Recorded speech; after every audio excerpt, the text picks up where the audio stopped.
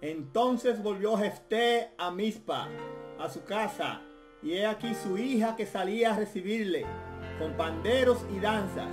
Y ella era sola, su hija única, no tenía fuera de ella hijo o hija. Santo, santo, santo.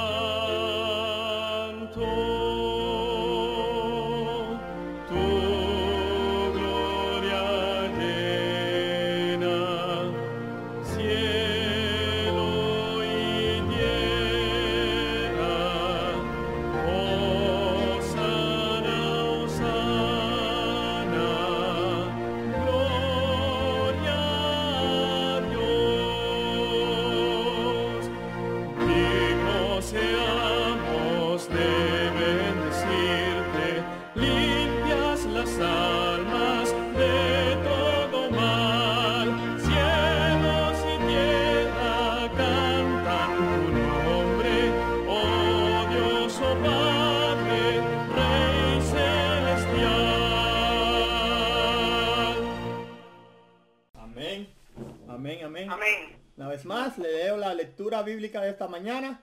Encontramos en el libro de Jueces 11:34. Dice así: Entonces volvió Jefté a Mizpa, a su casa, y he aquí su hija que salía a recibirle con panderos y danzas. Y ella era sola, su hija única, no tenía fuera de ella hijo ni hija. Buenos días, hermanos, que Dios le bendiga a cada uno de ustedes. Una vez más, una entrega nueva aquí. Es un privilegio, como siempre, y una responsabilidad muy grande compartir la palabra de Dios. Yo tomo esto muy en serio porque es para mi Dios que yo estoy trabajando en el día de hoy. Y para mí eso es un honor y un privilegio. Y como siempre, le doy la bienvenida a cada uno de ustedes, los que escuché algunas personas nuevas. Eso me alegra mucho porque eso es lo que queremos. Queremos crecer, ¿verdad? No queremos. El cristiano no se puede estancar en ninguna área de su vida. El Señor nos llama a que seamos prósperos, ¿verdad? Esa gran promesa que le hizo a Josué en Josué 1:9, que lo único que tenemos que hacer es esforzarnos y ser valientes. ¿Por qué? Porque Jehová irá delante de nosotros. Voy a hacer el mismo anuncio de ayer tempranito. Estoy transmitiendo en cristoverdad.com. Van a ver unas ciertas ilustraciones que vamos a hacer ahí, y al que lo pueda ver visualmente le va a ser un poco mejor. Hoy voy a pedir mucha atención y la más reverencia posible, porque vamos a tocar algunas áreas que necesitamos desglosar, ¿verdad? para que se pueda entender bien algunos versículos un poco complejos, o no tanto versículos, sino algunos conceptos. Así que vamos a entrarle una vez en materia. El título de hoy yo lo llamo, yo he llamado esta semana la semana de la santificación, porque yo quiero que ya el viernes, cuando terminemos, todos salgamos santificados, seamos purificados, y que si el Señor llega el viernes, ya nosotros estemos listos para recibirlo. Esa es la meta. Por eso predicamos la verdad, porque en la verdad del Señor hay salvación. El tema de hoy yo lo llamo fidelidad. Fidelidad en el tiempo del fin. Vamos a hablar un poco de la fidelidad. ¿Ok? Le voy a leer una vez más el versículo tema. Entonces volvió Jefté a Mizpa, a su casa, y he aquí su hija que salía a recibirle con panderos y danzas, y ella era sola, su hija única. No tenía fuera de ella hijo ni hija. Jueces 11:34. Hermanos, Jesús, cuando estuvo aquí en la tierra, hizo ver bien claro que quienes lo aman son aquellos que guardan sus mandamientos y sus enseñanzas. No podemos exaltar el nombre de Jesús siguiendo las enseñanzas de hombre. Jesús cita al profeta Isaías de esta manera, y ayer le leí este versículo. Dice: este pueblo de labios me honra, mas su corazón está lejos de mí, pues en vano me honran, enseñando como doctrinas mandamientos de hombre. Mateo 15, del 9 al 10. Mateo 15, del 9 al 10. Entonces, está claro, hermano, el Señor también dijo que si me amáis, guardad mis mandamientos. Y tenemos que guardar los mandamientos del Señor conforme a como Él nos mandó, no conforme como el hombre quiere hacer en estos tiempos, ¿verdad? Que queremos crear una versión aún de la Biblia. Aún que se creen, de ese tema entraremos un poquito mañana, pero el hombre quiere cambiar todo. Pero sabemos que el Señor está en control, y yo doy gloria a Dios por eso. Entonces, como ya dije, el Señor dice una vez más: este pueblo de labios me honra, mas su corazón está lejos de mí.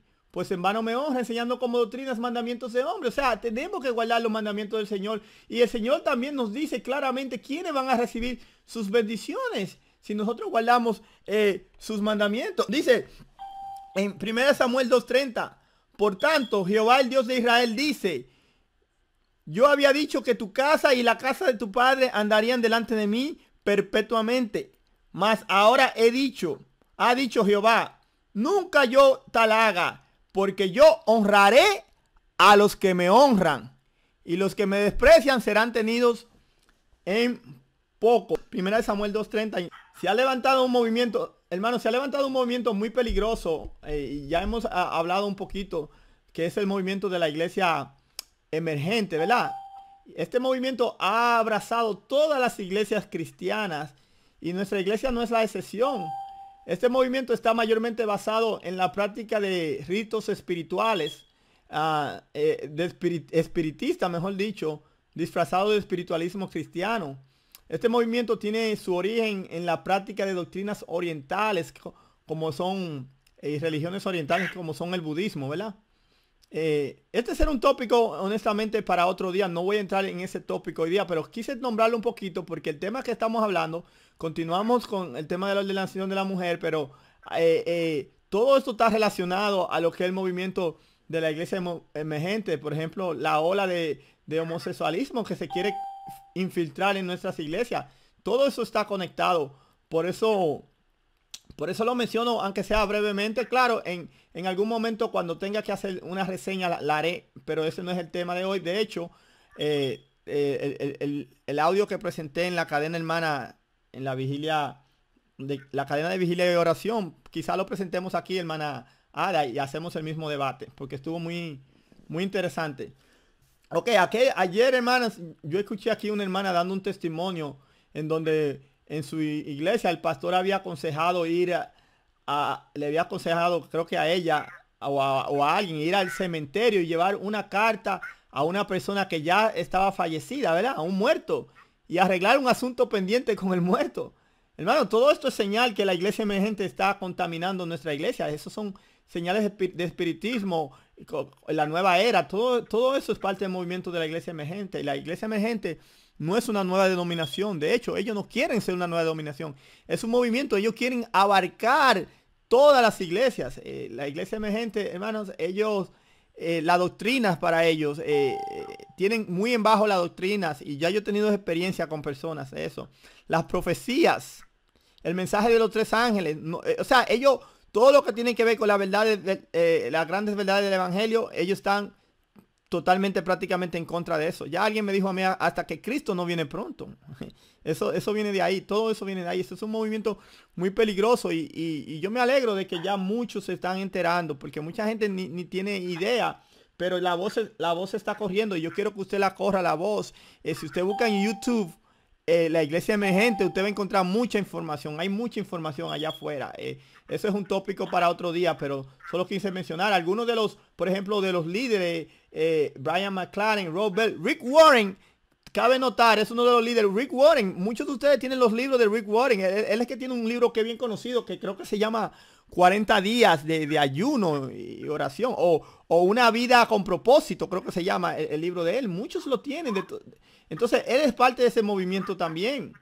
¿Ok? Entonces, esas personas hay que denunciarlas, porque están dañando nuestra iglesia y están definitivamente alejando los jóvenes de nuestras iglesias. Y, de hecho, los están alejando también de la salvación.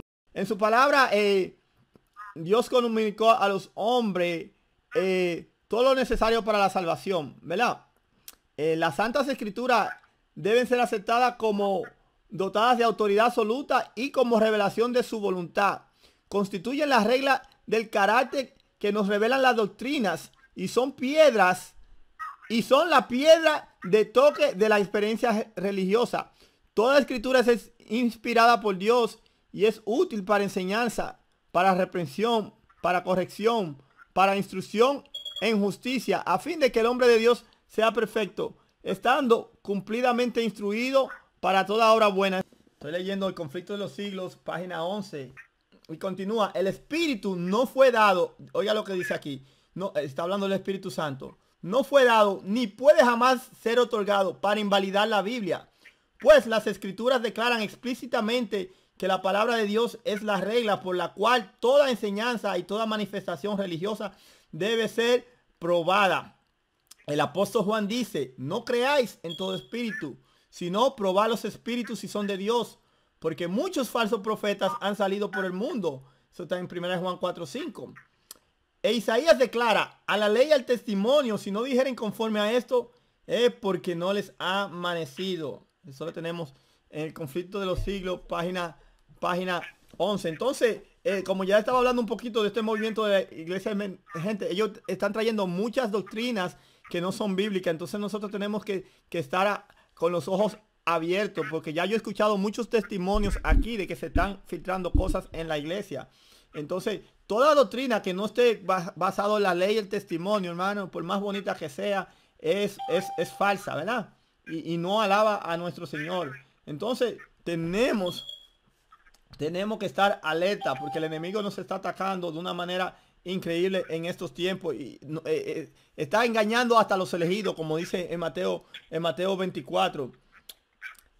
Apocalipsis 19:10. Entonces, ¿cómo tenemos que estar protegidos? Ya escuchamos Isaías 8:20. A la ley y el testimonio, si no dijeren conforme a esto, es porque no les ha amanecido. Entonces, la ley, hermano, usted y yo sabemos la ley, y el jueves estaremos hablando de la ley, pero es la palabra de Dios, es la Biblia. ¿Y cuál es el testimonio? Bueno, el testimonio dice Apocalipsis 19:10. Dice: yo me postré a sus pies para adorarle, y él me dijo: mira, no lo hagas. Yo soy consiervo tuyo y de tus hermanos que retienen el testimonio de Jesús.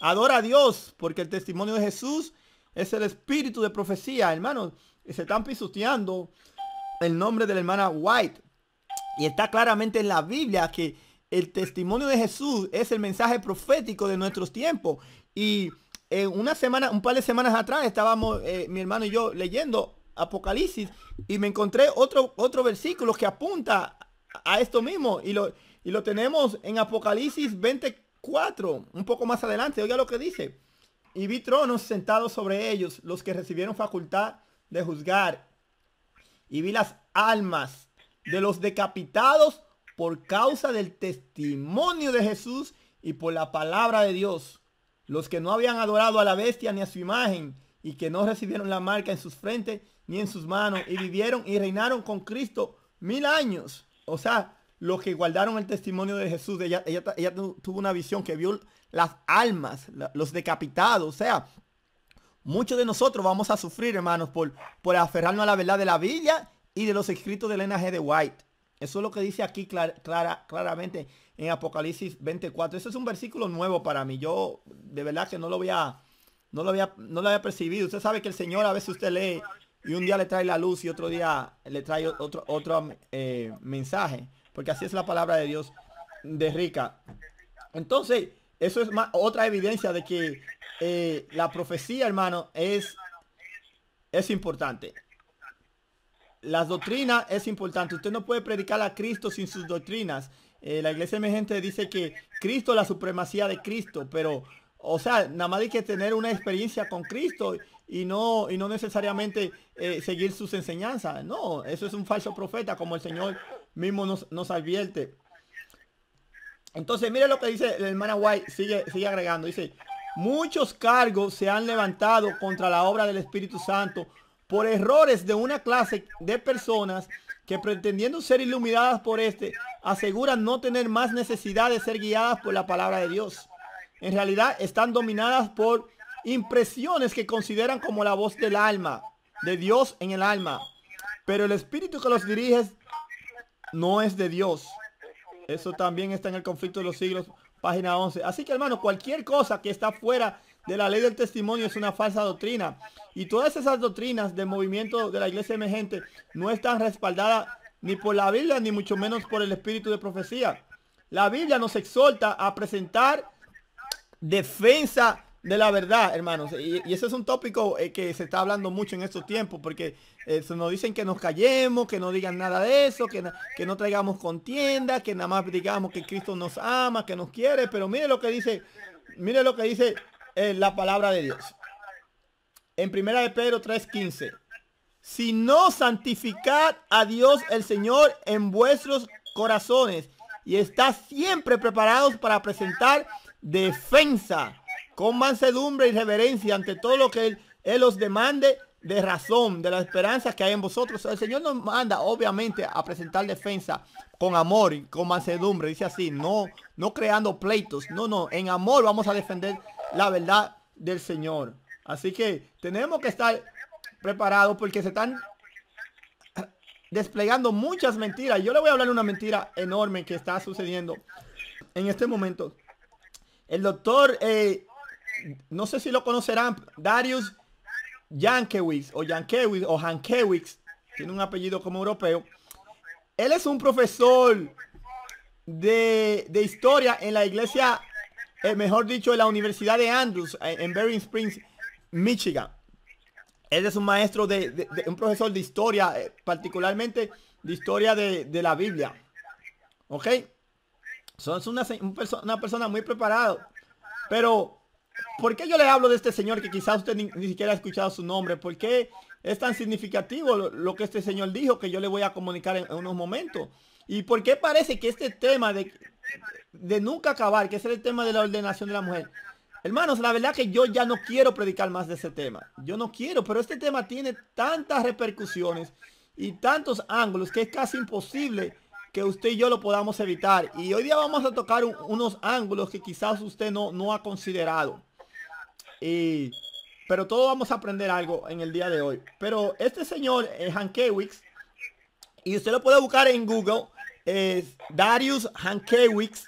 Si usted está mirando en la página del internet, lo tengo proyectado ahí. Después le daremos la información para que usted se pueda seguir conectando en cristoverdad.com y ahí va a estar la prédica. Ahí usted puede ver más fácil para que usted lo busque en YouTube. Entonces, este señor él está hablando de la ordenación de la mujer, la historia de la ordenación de la mujer, una perspectiva histórica que él presenta. Y este señor parece dominar muy bien su tema y aún parece ser un hombre honesto, aparentemente, que habla desde su corazón, ¿verdad? Pero hermanos, ahí es donde está el problema, en su corazón. Y la Biblia nos advierte de este peligro. Tenemos en En Jeremías 17:9 dice que engañoso es el corazón más que todas las cosas, ¿verdad? ¿Quién lo conocerá? O sea, este señor le habla mucho del corazón, pensamientos de hombre. Hermanos, estamos hablando, estos temas que estamos tocando esta semana son temas de salvación. Y yo no creo que debemos dejar al corazón dirigirnos en un tema de salvación. ¿Ok? Para eso tenemos la Biblia, el espíritu de profecía, la obra del Espíritu Santo y obviamente la gracia de nuestro Dios. Una vez más, este doctor Hankiewicz parece ser, suena creíble en su argumento. Sin embargo, él está cometiendo un error fundamental que tira todo su argumento por la ventana. Y sí, este es un tema de salvación. Y voy a entrar de lleno a lo que este señor dijo. Él dice, oiga lo que él dice en su video. Él dice que no hay problemas en introducir ciertas doctrinas paganas en la iglesia. Eso es lo que él dice. Que no hay problema en introducir ciertas doctrinas paganas. Que hay doctrinas paganas que son inofensivas, aunque él admite que hay otras que son muy peligrosas. Este señor, cabe recalcar, es un maestro, un profesor, no sé si lo dije. Él tiene, este sermón lo da en Andrews University. Yo creía que él había sido un invitado. Hasta, si no fue hasta ayer que yo me puse a chequear, que él es facultad, es un profesor de Andrews University. Ok, graduado de Andrews. No solo es un profesor en Andrews University, que es la universidad principal adventista, sino que él es graduado de esa universidad. Y vamos a ir viendo un patrón que se está creando con las personas que salen egresados de esa universidad. Es como una forma de pensar, que todos están alineados con la misma área. Y obviamente ellos están del lado de la mentira. Entonces, como ya dije, este señor dice que se puede meter algunas teorías paganas o costumbres paganas en la iglesia y que son inofensivas. Entonces, por ejemplo, él dice que el término de la ordenación de la mujer, por ejemplo, el término ordenación, dice que es introducida, la palabra ordenación es introducida por la Iglesia Católica y que viene del latín ordenatio, que quiere decir orden. Eso viene de la palabra orden. Y que esta palabra no se encuentra en la Biblia, dice él. Pero en realidad la procedencia de la palabra ordenación es irrelevante. De hecho, ya la Iglesia Adventista ha salido con su propia versión de la palabra ordenación. Y esta es la palabra comisionada para avanzar la agenda de la ordenación de la mujer. Hay muchas mujeres que son comisionadas como pastora. Ellos dicen que no es lo mismo, pero es lo mismo. Es otro nombre que ellos sacaron por mucho tiempo para que la gente como que no detectara lo que ellos estaban haciendo. Porque estas mujeres, como quiera, bautizan, hacen bodas, todo lo que hace un pastor. Él dice que este señor, él expone un diagrama en su presentación donde él crea dos modelos de liderazgo en la iglesia adventista en este caso. Entonces él tiene dos modelos. Uno es el modelo de la derecha y otro es el modelo de la izquierda. Ok, ¿qué significa esto? En el modelo de la derecha, y tengo la gráfica en pantalla, dice la iglesia como una organización o una institución. Y en el modelo de la izquierda, la iglesia como un movimiento misionero. So, él lo divide en dos partes, ¿verdad? Entonces, dice que en el movimiento de la iglesia como una organización e institución, ¿verdad? Que es el modelo de la derecha, y voy a hablar mucho de eso, no quiero que se confunda. Preste atención que después de esta parte ya vamos a ir más suave. Dice, algunas de las categorías de este modelo que él dice, que es el modelo de liderazgo en la iglesia. ¿Y por qué yo le estoy presentando esto? Usted se va a enterar en un momento. Dice, en este modelo está dedicado a la preservación de la institución, o sea, de la iglesia. ¿Ok?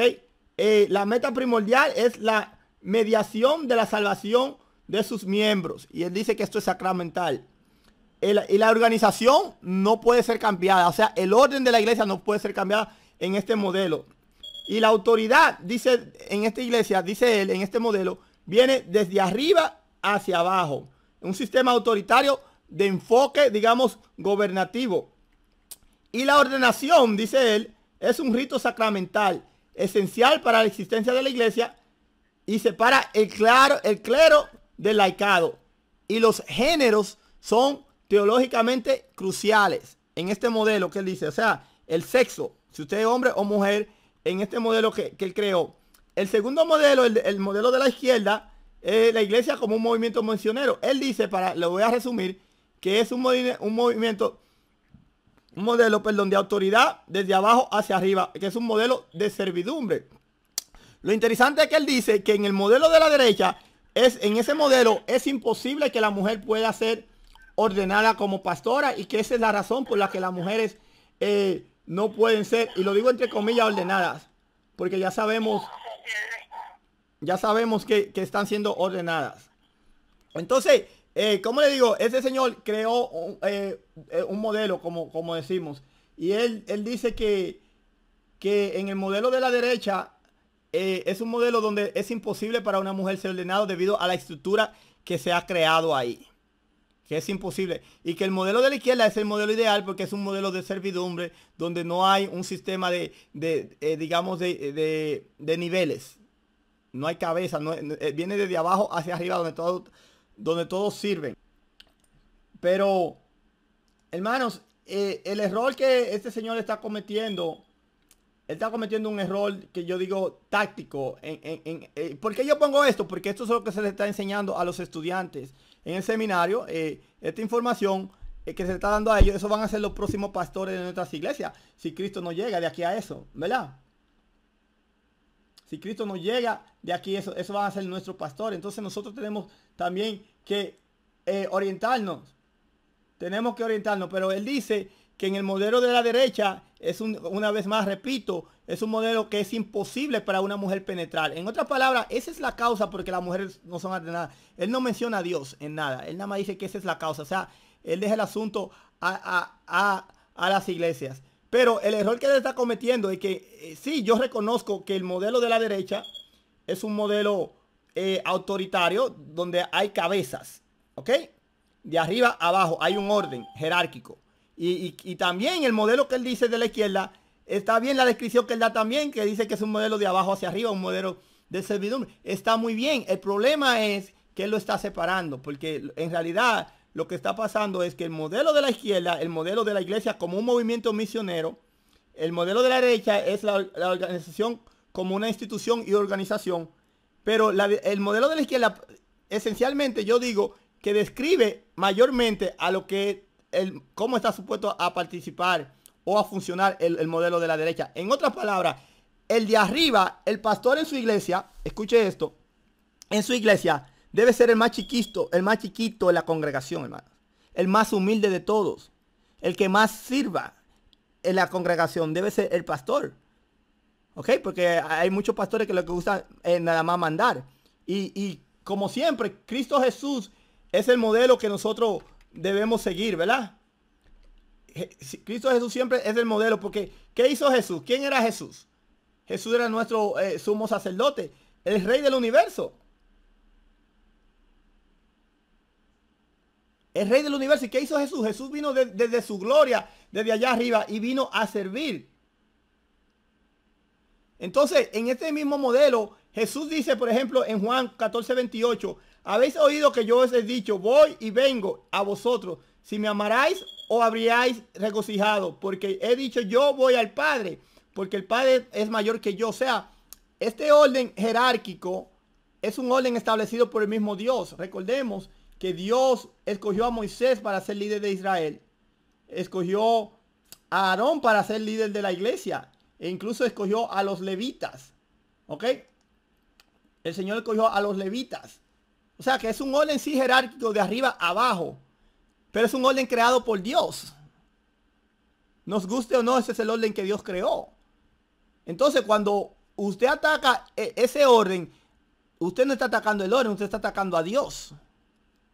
¿Ok? Eso fue como Adán. Cuando Jehová le preguntó, después del pecado, ¿qué dijo él? Le echó la culpa a Dios. No se le echó a Eva. Él dijo, la mujer que me diste como esposa. O sea, le echó la culpa a Dios porque Dios creó a Eva. Entonces, cuando usted ataca un orden, una jerarquía que Dios ha creado, usted, por ejemplo, si quiere ser anciano, pastor, que Dios no creó esa jerarquía, usted está atacando el modelo de Dios. Usted está atacando el orden de Dios. Usted se está rebelando contra Dios. Y en un ratico vamos a entrar en las repercusiones que eso puede tener en cada uno de nosotros. Entonces, tenemos que tener mucho cuidado. Tenemos que tener mucho cuidado. Mire lo que dice aquí esta cita. Sabiendo Jesús, ok, sabemos, ya dije que ese orden lo puso el Señor. Y que en la iglesia el más alto debe ser el más pequeño. En Juan 13 del 3 al 4, oye lo que dice. Sabiendo Jesús que el Padre había dado todas las cosas en las manos y que había salido de Dios y a él iba, y a Dios iba, se levantó de la cena y se quitó su manto y tomando una toalla se la ciñó. Luego puso agua en un lebrillo y comenzó a lavar los pies de los discípulos y a enjugarlos con la toalla con que estaba ceñido. O sea, Jesús bajó de su gloria a lavar los pies. O sea, Jesús, el creador de este universo, digamos en términos populares, el mero, el jefe, vino y se humilló. Y hermano, tú que estás escuchando, yo, quien sea, tú que tienes un cargo en tu iglesia, ese cargo no está ahí para que tú uses o te aproveches de eso o incluso utilices personas a tu antojo. No, tú estás ahí para servir, para liderar sirviendo, no jefeando, liderar. La mejor forma de liderazgo es cuando tú sirves, porque eso fue lo que hizo nuestro Padre Celestial cuando caminó aquí por la tierra. Entonces, hermanos, vemos, dice Efesios 5, 23 al 21. Porque el marido es cabeza de la mujer, así como Cristo es cabeza de la iglesia. Ayer leímos esto, la cual es su cuerpo y él es su salvador. Así que como la iglesia está sujeta a Cristo, así también la casada lo estén sujetos a su marido en todo. Maridos, amad a vuestras mujeres, así como Cristo amó a la iglesia y se entregó a sí mismo por ella. Así que vemos que ese mismo orden jerárquico que Dios creó en la congregación de Israel, donde primeramente Dios era la cabeza, después venía Aarón, Moisés y Aarón, los levitas y los padres de familia, los jefes de familia, como Dios mismo lo ordenó. Ese era un orden jerárquico y Dios creó eso mismo en el hogar. Hay un orden, hay una jerarquía. Dice que el marido es cabeza de la mujer y como Cristo es cabeza de la iglesia. Y ya leímos que Cristo vino desde allá arriba y lavó los pies de los discípulos. ¿Y qué dice aquí? Dice que los maridos, dice maridos, amad a vuestras mujeres, así como Cristo amó a la iglesia y se entregó a sí mismo por ella. O sea, si Cristo se entregó por la iglesia, tú que estás escuchando, marido, hombre, tú también tienes que entregarte por tu esposa. Tú eres el líder, pero tú tienes que dar tu vida por tu esposa, porque tenemos que seguir el ejemplo de Cristo. Y hermano, cuando usted lo pone desde ese punto de vista, ahí se cae la mentira de Satanás, que la mujer en la Biblia era pisoteada. No, la mujer está en un lugar especial en los tiempos bíblicos, si usted se pone a analizarlo bien, porque el marido tiene que dar su vida por ella. Ese es el galardón. Y obviamente si el hombre falla en ese lado, se la va a ver la cara con Dios. Pero el que el hombre falle en su liderazgo no le da autoridad a la mujer de desobedecer a Dios. ¿Ok? Usted asegúrese de usted cumplir con lo que el Señor le manda a usted. Acordémonos que toda salvación, la salvación es individual. Y yo creo que ya cada uno de nosotros sabemos eso. Entonces, otro error, hermano, que este señor comete, una vez más, él está atacando un sistema jerárquico que Dios mismo creó. Un error que es aún más obvio que él está cometiendo.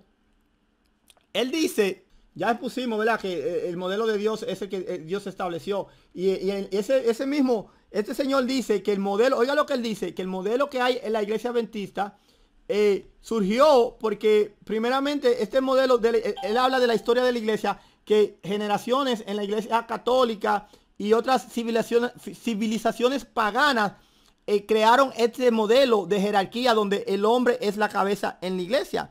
Él dice que civilizaciones paganas crearon esto en conjuntamente con la iglesia católica y eventualmente nosotros heredamos eso. Entonces él dice que como este es el sistema actual que se está implementando en esta iglesia, esa es la razón por la cual, y entre comillas, lo digo una vez más, la mujer no puede ser ordenada. Él alude que este modelo que vino de nuestra iglesia a través de los tiempos, nosotros lo heredamos. Pero yo puedo reconocer que haya entrado paganismo en nuestra iglesia. Obviamente, nosotros podemos ver que hay paganismo en nuestra iglesia. E incluso yo puedo reconocer también que muchos hombres han abusado de su posición de autoridad a través de la historia.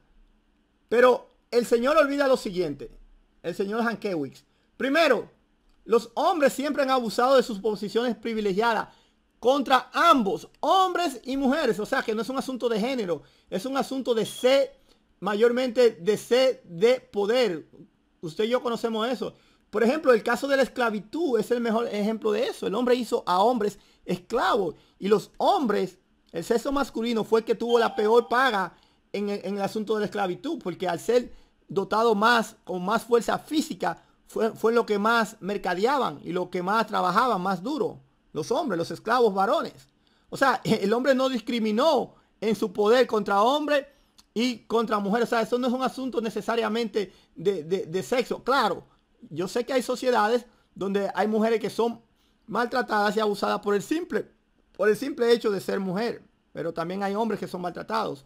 O sea, no estoy totalmente diciendo que no hay un punto válido, que la mujer no ha sido abusada, pero el hombre siempre ha abusado de poder. No es un asunto de como yo digo, de género. No es un asunto de género.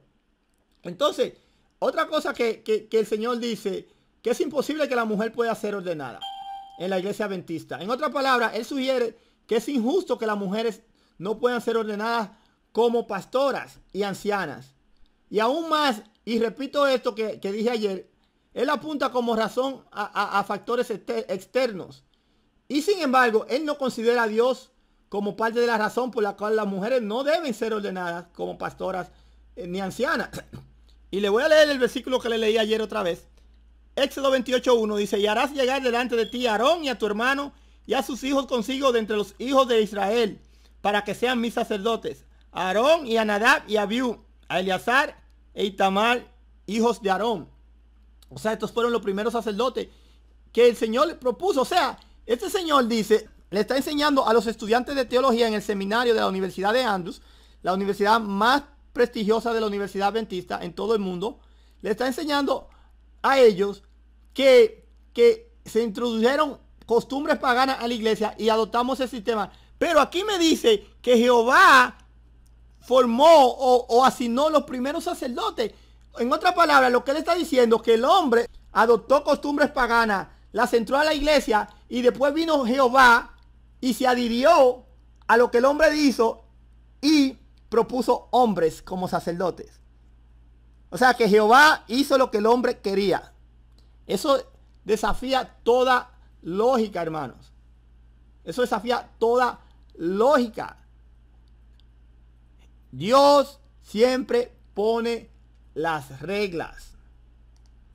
El Señor siempre pone las reglas. No nos confundimos en eso. En numerosas ocasiones y por su misericordia y por la rebeldía del hombre, el Señor permite ciertas provisiones de manera para que Dios no termine destruyendo al hombre en su rebeldía por completo. Por ejemplo, permitiendo al hombre comer carne temporalmente. Es un ejemplo de esto. Dios no quería que el hombre comiera carne. Y usted vio la destrucción que hubo cuando ellos pidieron carne en el desierto. Y el Señor tuvo que separar los animales limpios y los sucios y hacerle provisión temporaria para no destruir. Eso fue la misericordia del Señor, pero eso no fue que el Señor lo aprobó. ¿Usted entiende? Pero recuerde, desde el principio las reglas siempre las pone Dios, no la pone el hombre. Y eso es lo que este Señor está diciendo, que el hombre puso las reglas de la ordenación y Dios se adhirió a esas reglas. Y eso es una blasfemia de un alto calibre. Entonces, usted y yo ya hablamos ayer, por ejemplo, cuando los hijos de Aarón trajeron fuego extraño delante de la presencia de Jehová y murieron. ¿Por qué? Porque la cosa no es como nosotros digamos, como queramos. Y entonces yo le hago la misma pregunta que ayer. ¿Acaso, y hablando de fuego extraño, no es lo mismo una mujer pastora, una mujer anciana? Cuando el hombre no le hizo ese llamado. Y vamos a entrar, ahora vamos a entrar a un tema muy interesante. Vamos a entrar a la simbología. Porque la Biblia es un libro que está lleno de símbolos.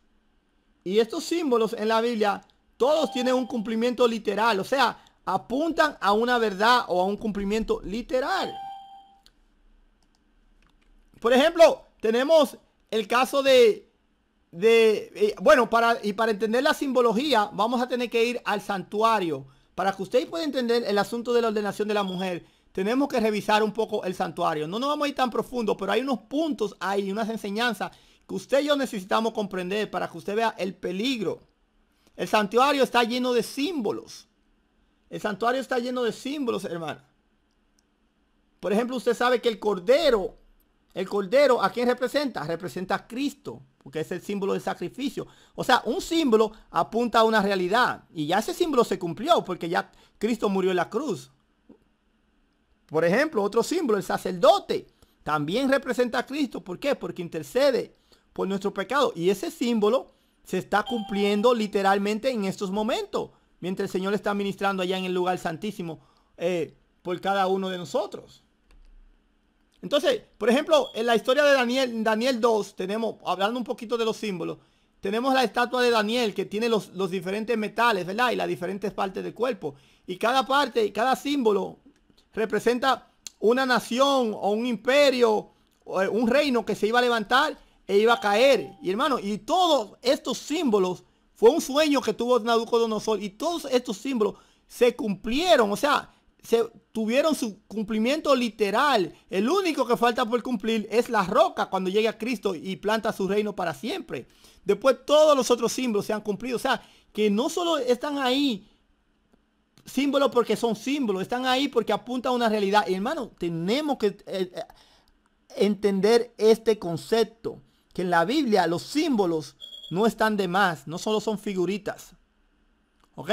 Todos los símbolos de la Biblia apuntan a una verdad literal, a un cumplimiento. Apunta a una gran verdad. Y vamos a volver al santuario. Sabemos, por ejemplo, como ya dijimos, que el cordero apunta a la crucifixión de Cristo, ¿verdad?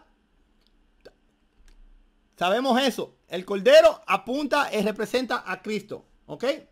También sabemos, como ya dije, que el sumo sacerdote también representa a Cristo porque Él intercede por nosotros. ¿Ok? Entonces, estos símbolos son símbolos prácticos, símbolos que tienen un cumplimiento. ¿Ok? Entonces, sabemos que los símbolos en la Biblia significan algo importante. Tengo que repetirlo varias veces. Tenemos que entender ese concepto. Que los símbolos en la Biblia no están de más. De hecho, el Señor habló en parábola. Hay muchos símbolos. Los símbolos en la Biblia y las profecías están ahí para nosotros, pero siempre apuntan a una verdad. No son ciencia ficción. Entonces, sabemos ya, como ya dijimos, que el sacerdote es símbolo de Cristo. ¿Ok? Y tenemos que en Hebreos 11, 4 o 14 dice, por tanto, teniendo un gran sumo sacerdote que traspasó los cielos, Jesús, el Hijo de Dios, retengamos nuestra profesión. O sea, aquí bíblicamente le demuestro que el sacerdote es un símbolo de Cristo, representa a Cristo. Hebreos 4:14. Anote esa cita, Hebreos 4:14. Ahí le dice que el sacerdote es un símbolo de Cristo. ¿Ok? Entonces, el cordero también dijimos que es un símbolo de Cristo. ¿Qué dice Juan 1:29? El siguiente día vio Juan a Jesús que venía a él y dijo, he aquí el Cordero de Dios que quita el pecado del mundo. O sea que vemos que el Cordero es un símbolo de Cristo. Son cosas que nosotros sabemos, hermanos, pero yo quiero con la Biblia enseñarle dónde están las pautas. Porque a veces usted necesita esta información, quizás no para usted, pero quizás para ayudar a una persona que le falte un poco el entendimiento en este asunto. Seguimos con los símbolos.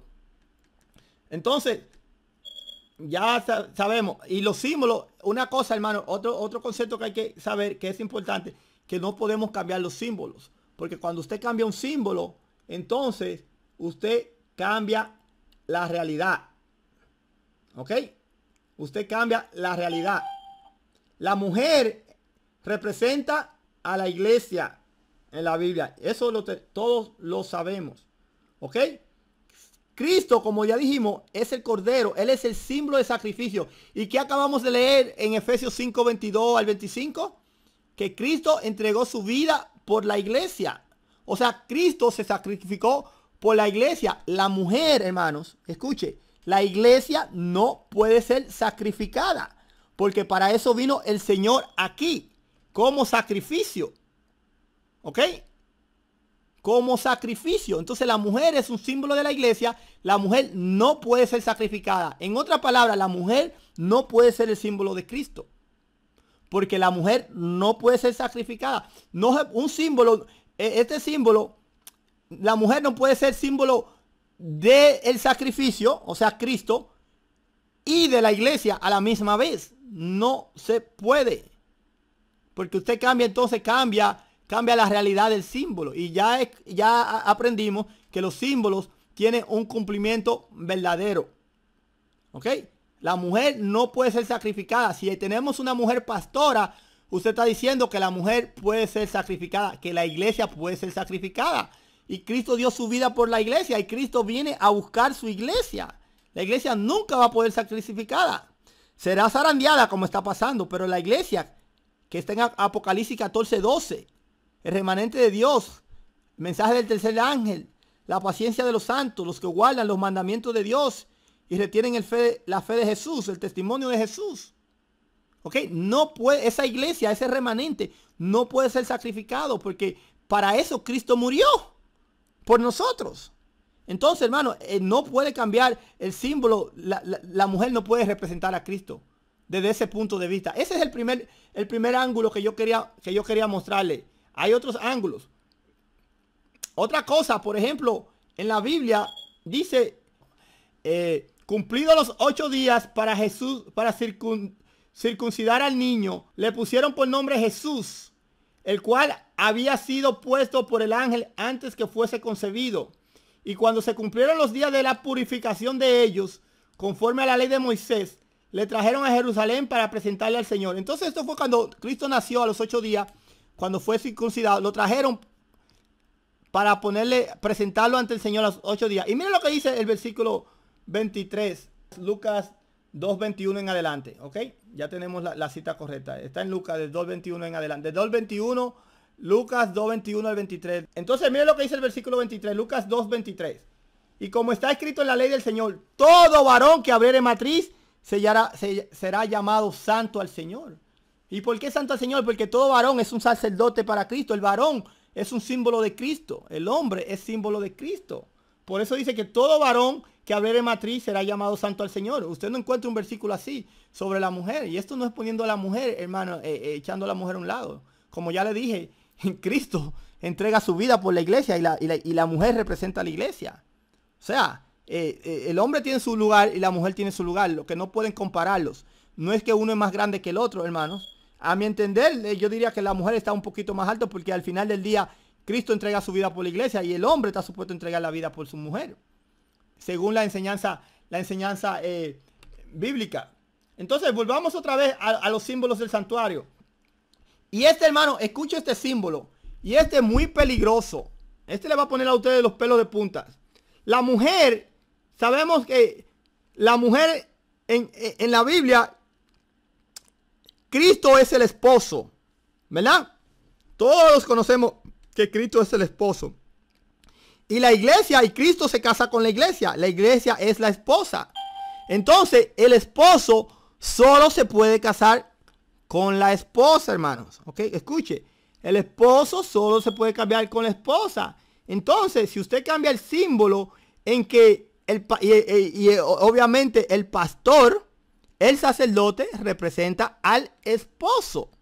¿Ok? Porque representa a Cristo. ¿Ok? Y el esposo solo se puede casar con la esposa. Pero si usted cambia el símbolo de Cristo en el santuario, porque si la mujer puede ser sacerdota, entonces usted vuelve al santuario y ese sacerdote que está ministrando, usted puede cambiarlo por Cristo, por una mujer, ¿verdad? Los que están apoyando la ordenación de la mujer. Entonces, si usted cambia ese símbolo allá de un sacerdote por una sacerdota, por una sacerdotisa, entonces, ¿qué vamos a tener? El símbolo se ha cambiado y ya vamos a tener un matrimonio entre la mujer, que es la esposa, y la mujer, la iglesia, que es la esposa. Hermano, eso es lesbianismo. Es un símbolo. Pero usted y yo sabemos que los símbolos apuntan a una realidad. Si usted cambia el símbolo de Cristo, entonces va a tener matrimonio entre dos esposas. Porque acuérdese que la iglesia es la esposa. Entonces, si usted tiene una pastora, ella va a ser la esposa también. Entonces va a tener matrimonio entre esposas. Eso es lesbianismo, hermano, espiritualmente hablando. Usted está viendo por dónde lo profundo que es esto. Tenemos que aprender la grande verdad de que están aquí encerradas en el santuario. No se pueden cambiar los símbolos. Y eso es lo que están tratando. Por ejemplo, en Andrews University, hermano, están empujando eso de una manera que usted no tiene idea. Todo estudiante que entra ahí sale con el cerebro lavado. Ya una hermana dio un testimonio ayer de que su hijo le dijeron que Dios era mujer. Esa hermana, si está en línea, yo quisiera que ella se comunique con la hermana Ada y consiga mi número, porque yo tengo una experiencia parecida. Oiga, ¿qué clase de doctrina le están enseñando en una universidad adventista? Que Dios es mujer. Y mañana vamos a hablar vamos a hablar de eso. Vamos a hablar de la naturaleza de Dios, porque se está cuestionando la naturaleza de Dios. Entonces, una vez más, si usted cambia al pastor por la pastora, usted va a tener un matrimonio entre la esposa, que es la iglesia, y la mujer, que es la esposa. Entonces ya usted tiene un matrimonio lesbiano. Y mi hermano, no importa por dónde usted le tire a eso, el Señor nunca va a aprobar eso. Nunca va a aprobar eso. Porque ya vemos que los símbolos tienen un cumplimiento literal. Si todos los símbolos tienen su cumplimiento literal, ¿por qué este no lo va a tener? Piensen eso. Entonces el Señor, eso será rechazado por el Señor. Entonces mire, la mujer en la Biblia, y ayer hablamos un poquito de esto y voy a hablar otra vez de la historia de Ana. Y la voy a leer otra vez. La mujer en los tiempos de la bíblico, ella conocía su lugar. Por eso es que usted no ve que la Biblia no dice, oh, la mujer no puede ser pastor. No, porque se sobreentendía. Es como en el Nuevo Testamento. En el Nuevo Testamento no dice en ningún lado, tienes que guardar el sábado. Porque ya todo el mundo sabía que tenía que guardar el sábado. Eso es lo mismo que pasaba. Primera de Samuel 1 del 9 al 11 dice, y se levantó Ana después que hubo comido y bebido en Silo. Y mientras el sacerdote Elí estaba sentado en una silla junto a un pilar del templo de Jehová, ella con amargura de alma oró a Jehová y lloró abundantemente. E hizo voto diciendo, Jehová de los ejércitos, si te dignares de mirar la aflicción de tu sierva y te acordares de mí y no te olvidares de tu sierva, sino que dieres a tu sierva un hijo varón, yo lo dedicaré a Jehová todos los días de su vida y no pasará navaja sobre su cabeza. En otras palabras, ella dice que ese niño va a ser un sacerdote desde que nazca si le da un hijo varón. Entonces, yo hablé esto ayer, pero ya me di cuenta que aquí hay algunas personas que entraron nuevas hoy. Van a aprender también esto. ¿Por qué Ada no pidió una niña para entregársela a Jehová? Porque no podía. La mujer no puede ser sacerdote. Y Ana entendía eso bien claro. Y ella como agradecimiento al Señor quería dedicarle un hijo para que le sirviera como sacerdote en el templo. O si hubiese permitido, no le hubiera dado igual a ella que Jehová le diera un varón a una hembra. Porque ella tuvo que especificar que le diera un hijo varón. Y dice, y no pasará navaja sobre su cabeza. Eso solo se hacía para los sacerdotes. Y de hecho Samuel ya conocemos que fue sacerdote en la casa de Jehová. Entonces la mujer conocía su puesto. ¿Y por qué le traje la historia de Ana otra vez? Porque ayer le hablé de esa historia, pero yo le traje porque es una historia muy interesante. Y ahí tenemos otra historia que va paralela a la historia de Ana. Y es la historia de Jefté. Y ahí lo tenemos en nuestra lectura bíblica. El pacto de Jefté. Y esto le tenemos en Jueces, capítulo 11, versículo 30 al 31. Y entonces del 34 al 39. Estoy brincando el 2 y el 3 porque es un poco irrelevante. Pero usted puede leer ese Jueces 11 completo. Y aquí está esta historia. Y esta es una de las historias más asombrosas que hay en toda la Biblia. Y mucha gente ni la conocen. Esta es una historia, y yo creo que esta historia el Señor la puso ahí para este tiempo, porque el Señor todo lo sabe. Él sabía que íbamos a estar viviendo estos tiempos que estamos viviendo hoy. Él sabía que iban a haber espíritus de mentiras allá afuera. Iban a estar confundiendo a muchas personas. Y el Señor no quiere que tú y yo estemos confundidos. Y yo creo, sinceramente yo creo que el Señor puso este versículo en la Biblia, este capítulo de Jueces 11, para este tiempo. Y Jefté hizo voto a Jehová diciendo: si entregares a los amonitas en mis manos, cualquiera que saliere de las puertas de mi casa a recibirme, cuando regrese victorioso de los amonitas, será de Jehová y lo ofreceré en holocausto. En la lectura bíblica tenemos a la hija de Jefté en Jueces 11:34. Dice: entonces volvió Jefté a Mizpa, a su casa, y he aquí su hija que salía a recibirle con panderos, danzas. Y ella era sola, su hija única. No tenía fuera de ella hijos, ni hijo, ni hija. Entonces, esa es la historia de Jefté. Jefté era un guerrero, servidor del Señor. Y él le hizo un pacto con el Señor, que él se iba a ir a la guerra contra los amonitas, un pueblo enemigo. Y le hizo una promesa: si tú me libras y me das victoria, cualquiera que salga de mi casa lo ofreceré en sacrificio para ti. Es una historia un poco extraña porque sabemos que Dios condena los sacrificios humanos. Y usted lee la historia y al parecer eso es lo que usted cree que se está hablando. Pero usted tiene que profundizar con lo que pasó. Y dice aquí, después que llegó la hija tocando pandero, fue la primera que le fue a recibir. Y el espíritu de Jefté se cayó. Dice: cuando él la vio, rompió su vestido diciendo: ay, hija mía, en verdad me has abatido, y tú misma has venido a ser causa de mi dolor, porque le he dado palabra a Jehová, y no podré retractarme. Y ella entonces le respondió: padre mío, si le has dado palabra a Jehová, haz de mí conforme a lo que prometiste, ya que Jehová ha hecho venganza en tus enemigos, los hijos de Amón. Y volvió a decir su padre: concédeme esto. Ella le dijo a su papá: concédeme esto, déjame por 2 meses que vaya y descienda por los montes y llore mi virginidad, yo y mis compañeras. Él entonces le dijo: ve. Y la dejó por 2 meses. Y ella fue con sus compañeras y lloró su virginidad por los montes. Pasados los 2 meses, volvió a su padre, quien hizo de ella conforme al voto que había hecho. Y ella dice: nunca conoció varón. Jueces 11:34. Y ella nunca conoció varón. Entonces, hermano, oiga lo que pasa con esta historia. Es interesante. Jefté hace una promesa que cualquiera que salga de su casa primero, cuando él llegue de la guerra, él se lo iba a entregar a Jehová en sacrificio. Pero ¿qué clase de sacrificio? Recuerde que Jefté también tenía animales. Quizás él tenía algún becerrito que salía, o algún perro que salía siempre a recibirlo. Si era un animal, obviamente iba a ser sacrificado conforme a la costumbre, ¿verdad? Pero lo que salió fue su hija. Entonces los sacrificios humanos eran condenados. Pero entonces lo que vemos que Jefté sacrificó, y Jefté y ella, la misma hija, entendió, sacrificaron la virginidad de su hija. Y ella jamás se casó, y dice que nunca conoció varón, porque ya Jefté había hecho promesa. Ahí hay 2 grandes lecciones, hermanos. Primero, yo veo la valentía de esta joven que fue fiel a Jehová. Dice que nunca conoció varón. Ella aceptó. Y no fue culpa de ella. Pero ella era hermano, a veces el Señor nos pide a nosotros cosas extrañas, ¿verdad? Conocemos la historia de Oseas.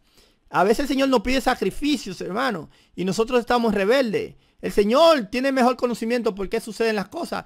Esta sierva le sirvió a Dios toda su vida, pero ella no le sirvió en el templo, hermano. Por eso le puse la historia de Ana. ¿Por qué? Al ella ser mujer, ella no podía, Jefté no podía ofrecérsela al templo como Ana ofreció a su hijo Samuel. ¿Por qué? Porque Jefté tenía una hija. La mujer no podía ser sacerdote. Y como ella no pudo ser sacrificada porque era humana, ¿qué sacrificó? Su virginidad. Acuérdense que los sacerdotes se podían casar. Samuel se casó y tuvo hijas.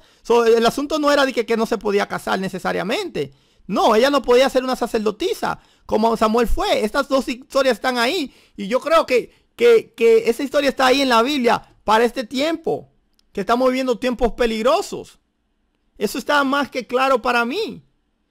La joven jamás conoció varón. Y nunca ministró en el templo. De otro modo, ¿por qué el espíritu de Jefté se decayó? Dice, ay, hija mía, tú me has abatido. ¿Por qué se abatió el padre? Él sabía que la promesa que él hizo, en términos populares, metió la pata. Su hija iba a tener una vida muy, muy dura, muy fuerte. Jamás se iba a casar. Jamás iba a poder procrear, tener hijos. Usted sabe que en el tiempo de hoy es importante para la mujer tener sus hijos. Pero en los tiempos de la Biblia era aún más importante. Ana, por ejemplo, usted vio todo lo que oró porque ella era estéril. Ella quería tener sus hijos. Y esta joven jamás pudo tener hijos por el pacto que hizo Jefté. Si ella hubiera sido varón, ella hubiera servido en el templo y se hubiese casado y hubiera tenido hijos. Esa historia, hermanos, yo quiero que cada uno de ustedes vaya y la lea. Y pida al Espíritu Santo que le dé entendimiento. Yo creo que después de esta simbología que hemos estado hablando en el día de hoy, yo creo que ya no quedan dudas, hermanos, de que Dios no quiere a la mujer en ese rol. Y le tengo un símbolo más antes de que terminamos. Hay un símbolo más. Y este también es peligroso.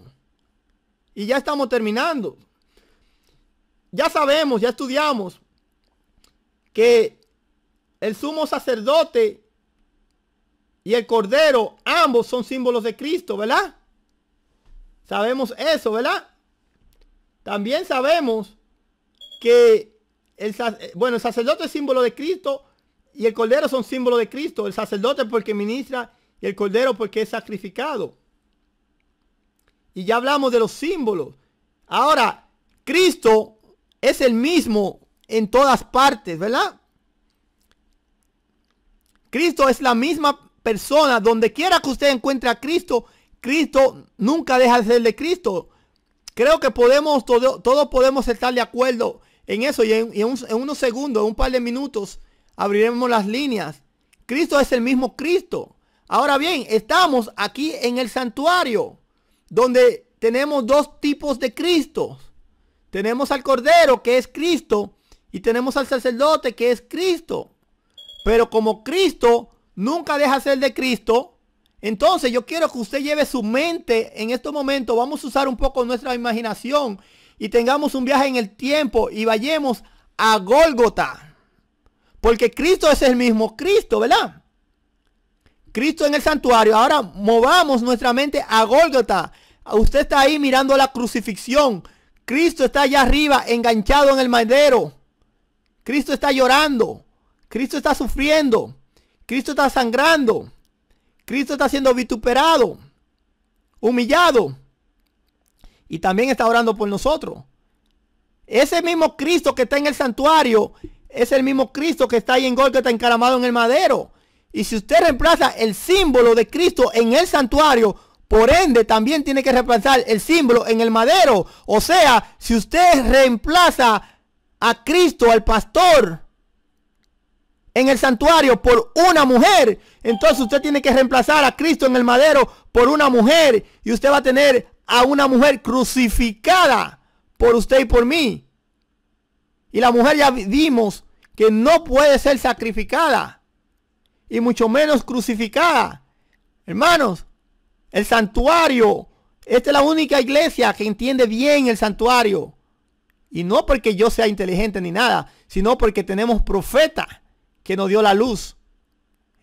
Y por eso entendemos el santuario. Pero esta verdad también nosotros tenemos que enseñársela a los católicos, a los adventistas, a los que no lo saben, a los pentecostales. No debemos estar nosotros alejándonos de las verdades. Debemos luchar por las verdades, porque el Señor nos dio esta luz de los últimos días. No fue para los adventistas del séptimo día esta luz.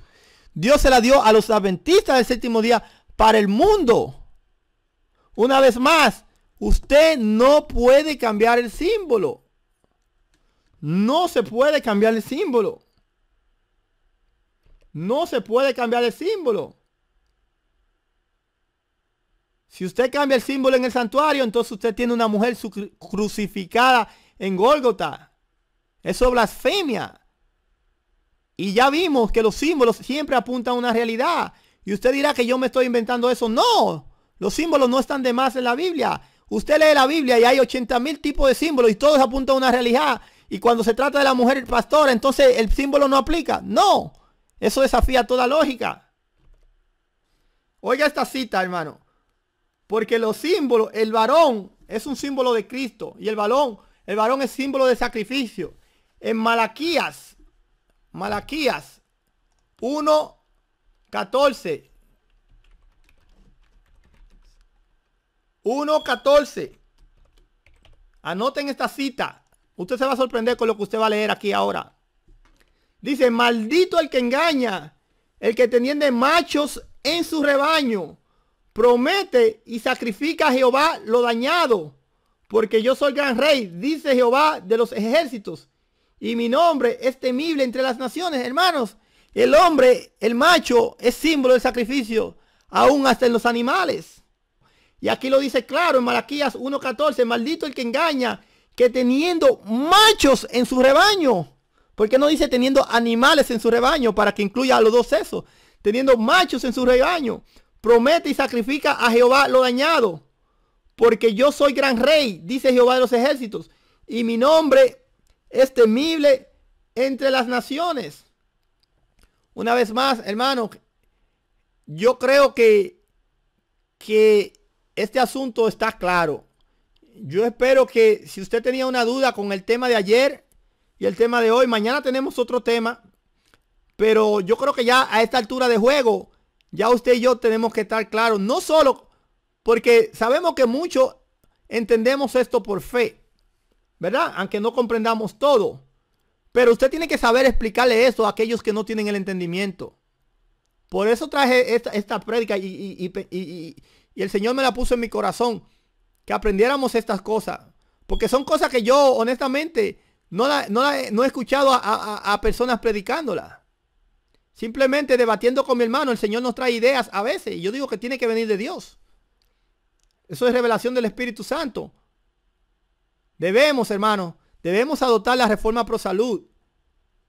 Y el miércoles, el jueves y el viernes vamos a hablar de eso. En los capítulos, en las prédicas del jueves y el viernes. Debemos adoptar la reforma pro salud para que estos conceptos que a veces parecen complicados los podamos entender, hermanos, para que tengamos nuestra mente clara, para que podamos tener discernimiento. Que Dios me le bendiga a todos. Y así dijo Jehová, que Dios le bendiga a todos.